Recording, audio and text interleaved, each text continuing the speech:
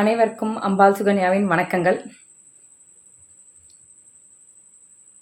இந்து அறநிலையத்துறை 1960ஆம் வருடம் இந்து சமய கோயில்களுடைய வளர்ச்சிக்காகவும் மேம்பாட்டிற்காகவும் செயல்பட தொடங்கியது.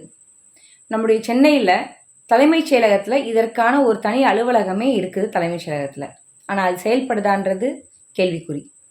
இதற்கிடையில் 2 நாட்களுக்கு முன்பு மிகவும் பிரசித்தி பெற்ற சக்தி வாய்ந்த மக்களால் பக்தர்களால் அடிக்கடி போயிட்டு வரக்கூடிய திருவேற்காட்டு மாரியம்மன் கோயிலில் பார்த்தீங்கன்னா, அந்த கோயில் தர்மகர்த்தாவும் அங்கே வேலை பார்க்கக்கூடிய பெண் ஊழியர்களும் சேர்ந்து ரீல்ஸ் போடுறாங்கங்க. இது வன்மையாக கண்டிக்கக்கூடிய ஒரு விஷயம்ங்க. கோயிலுக்கு எதுக்கு மக்கள் வராங்க? தங்களுடைய கஷ்டங்களையும் துயரங்களையும் கடவுள்கிட்ட வந்து ப்ரே பண்ணோம், சாமி கும்பிட்டோம் அப்படின்னா அவங்களுக்கு ஒரு மன நிறைவு, ஒரு மன அமைதி கிடைக்குன்னு ஒரு நம்பிக்கை. அந்த நம்பிக்கையோட இவங்களை போல ஆட்கள் விளையாடிட்டு இருக்காங்க.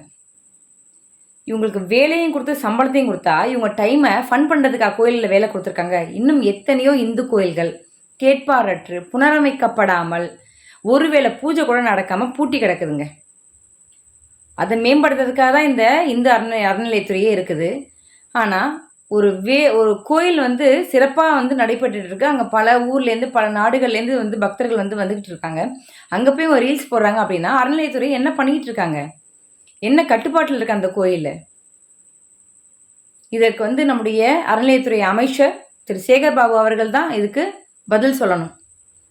இனிமேல் இப்படி ஒரு அசம்பாவிதம், இப்படி ஒரு செயல் எந்த ஒரு இந்து கோயில்களிலும் நடைபெறாமல் நம்முடைய இந்து அறநிலையத்துறை இதற்கு தக்க நடவடிக்கை எடுக்க வேண்டும். கண்டிப்பாக இதற்கு சேகர் பாபு அவர்கள் என்ன பதில் சொல்கிறாங்கன்னு பொறுத்திருந்து பார்ப்போம். நன்றி, வணக்கம்.